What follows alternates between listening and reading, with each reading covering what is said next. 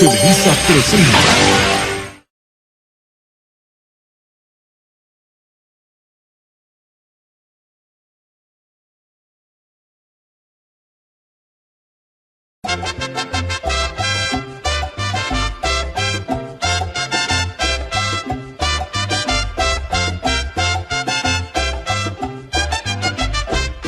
Songo le dio a Borondongo le dio a Bernabé, Bernabé le pegó a Muchilanga, le echó burundanga, le hincha los pies, Bonina.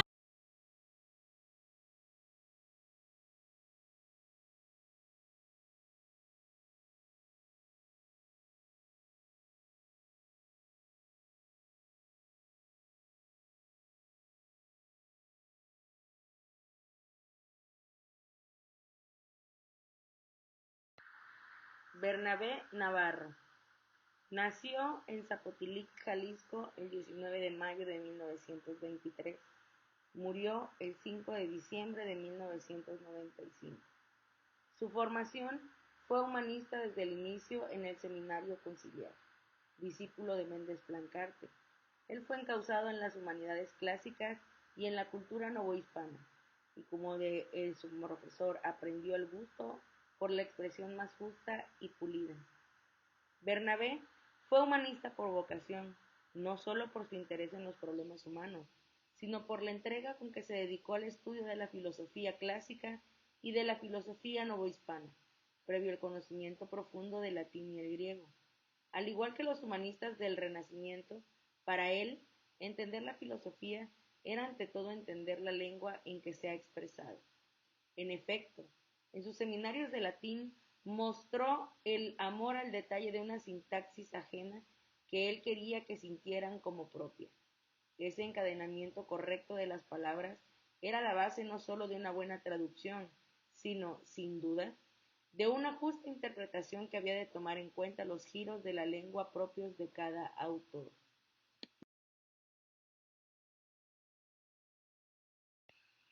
Para la cultura, entendida como la entiende de modo predominante el mundo contemporáneo, es decir, como humana y humanizada, uno de los campos más necesarios y de mayor importancia es el de las humanidades, sobre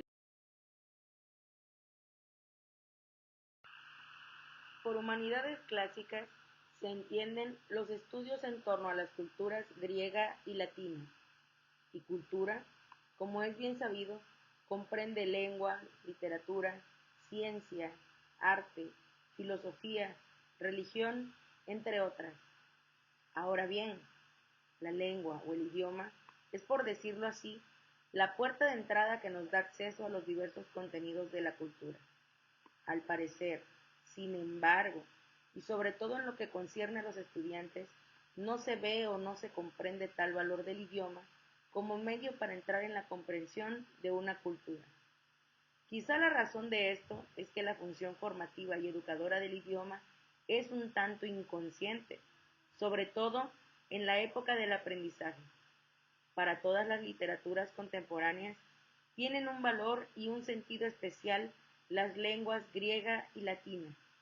Para todas son el conducto por las que les han llegado las culturas clásicas, modelos en la historia de la humanidad. Ambas son las lenguas científicas, es decir, de donde se forma el lenguaje científico, siendo las lenguas romances derivadas del latín y tan grandemente influenciadas por el griego. Ayudan enormemente para conocerlas mejor y finalmente su riguroso mecanismo exige del que las estudia un esfuerzo constante de observación y análisis que desarrolla, fortifica y afina la inteligencia.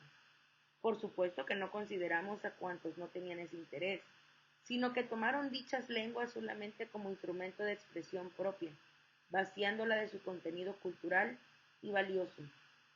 Sin embargo, quizá el hecho mismo de haberlas escogido a ellas frente a otras haya significado, por lo menos al principio, una atención especial a sus valores, tanto de expresión y estructura de la lengua como de cultura.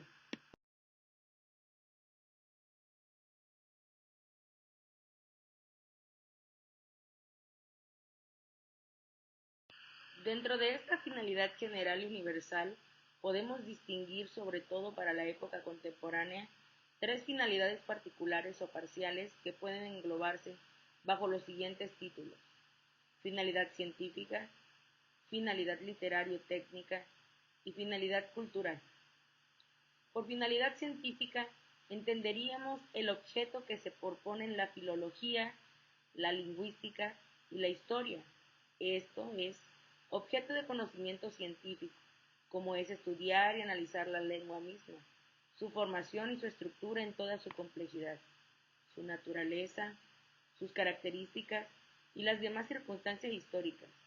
Se hace de la lengua un objeto de consideración en sí misma, sin tener, por lo pronto y directamente, relaciones y derivaciones de sentido práctico. Se la estudia también en sus relaciones lingüísticas, esto es, en su carácter de eslabón y de función entre las lenguas antiguas y las modernas, para determinar mediante aquellas la conformación y estructura de éstas y conocerlas mejor, etc. Esta finalidad se reserva al filólogo, al lingüista, al historiador, a todos aquellos que quieren conocer profundamente esos instrumentos perfectos de la expresión humana, a quienes les agrada la contemplación del pasado en sí y por sí, a quienes pretender conocer el factum concreto de la expresión humana en su evolución, desarrollo y encadenamiento.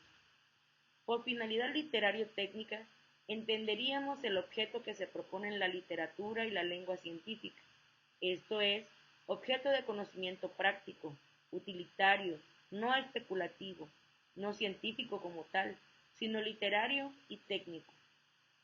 Se trata en ella de estudiar el estilo y la expresión en esas lenguas, para lograr en la propia, comparando y relacionando genuinamente, perfección y belleza en el estilo, corrección, precisión y exactitud en el lenguaje, determinación y conocimiento perfecto de las nuevas palabras de la ciencia, etc. Esta finalidad quizá no puede decirse reservada a nadie en particular, sino que incumbe a todo hombre que desea tener por lo menos una cierta posición en la cultura.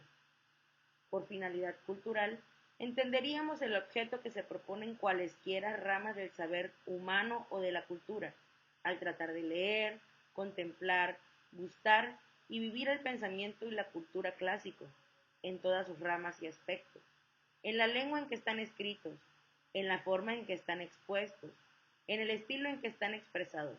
Lo hace así porque acepta, fundamentalmente, la estrecha y vital relación entre una cultura y la lengua que la expresa, así como la interdependencia e interacción espontánea, genuina y natural entre ellas.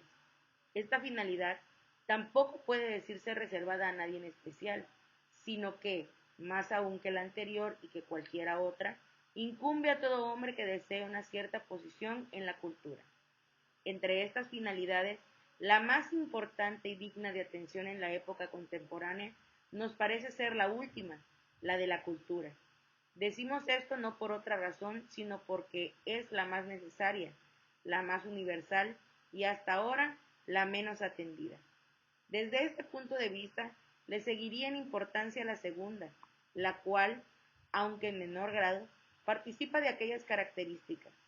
En cuanto a estas, la mayor universalidad y la menor atención atribuidas a la tercera y a la segunda, creemos que son evidentes para cualquiera que haya entrado un poco en los problemas de los estudios clásicos. Respecto a la necesidad, no entendemos por ella una necesidad absoluta, que más bien tocaría a la primera, por ser la que estudia primeramente esas cosas para ofrecerlas después a los demás, sino una necesidad relativa, en vista de la multiforme y profunda acción de los diferentes contenidos de la cultura.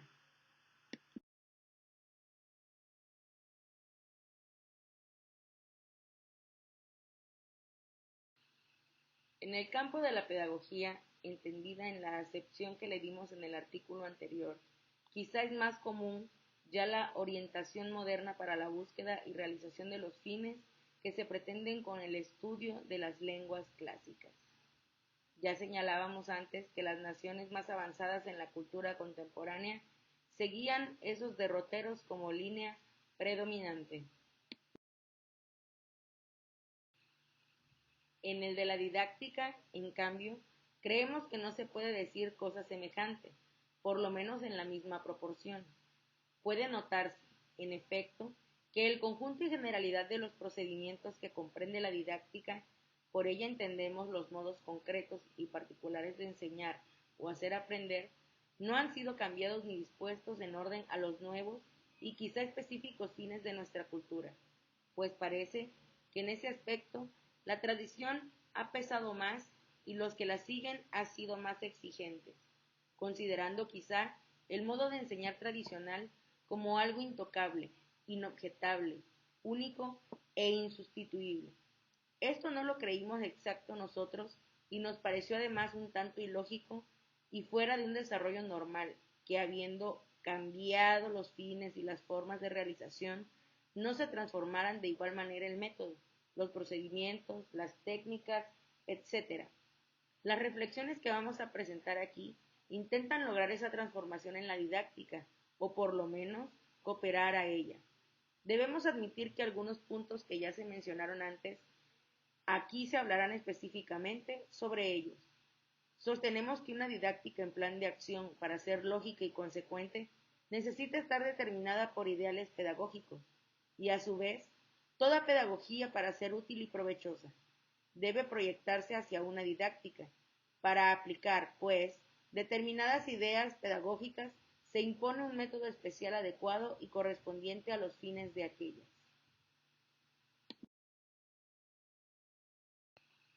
En el estudio de las lenguas y culturas clásicas, la cultura contemporánea sigue en general esta finalidad fundamental, su conocimiento y comprensión para asimilarlas en la propia lengua y cultura. La realización verdadera, genuina y perfecta de este fin solo se logra en la lectura de los clásicos. No se demuestra haber necesidad, para ello, de hablar o escribir latín o griego, imitando artificialmente a los clásicos, ya sea al expresar nuestra cultura o repetir la suya. Muy poco aprovecha en sí mismo y exclusivamente el conocimiento perfecto de la más perfecta gramática, pues así no se conocería la lengua y en su ser y realidad viva y valiosa, sino en el esqueleto muerto y vacío. Todo estudio teórico debe conducir a la lectura inmediata o a la comprensión perfecta y completa de los clásicos, rechazándose por tanto el que lleve explícita o implícitamente a escribirlas o hablarlas.